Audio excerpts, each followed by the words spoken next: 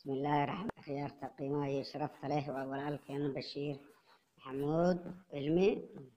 فضلا شير كومنتي لايك انت بينو سارة كسو جواب السؤال انك وصو جواب سي وناكسن كومنتي انا كسو قرية اليه قرح بدن. سؤال شنعب waxa ay ku leedahay imisa sano ayay ku jireen godka asxaabul kaaf.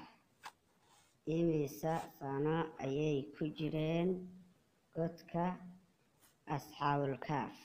imisa sano ayay godka ku jireen asxaabul kaaf. fadlan dhagayste si fiican uga soo jawaab su'aasha oo hoos noogu soo qor su'aasha adigoo ka jawaabay.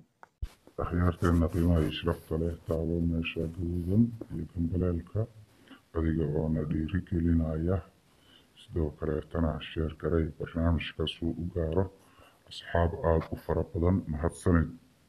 su'aasha lixaad waxaad sheegtaa masjidkii ugu horeeyay uu dhisay nebi maxamed. sheeg masjidkii ugu horeeyay oo uu dhisay nebi maxamed. sheeg masjidkii ugu horeeyay oo dhisay nebi maxamed, nebigeena maxamed calayhi salaatu wasalaam. allahu wasalam wasalam sala allahu calayhi wasalam.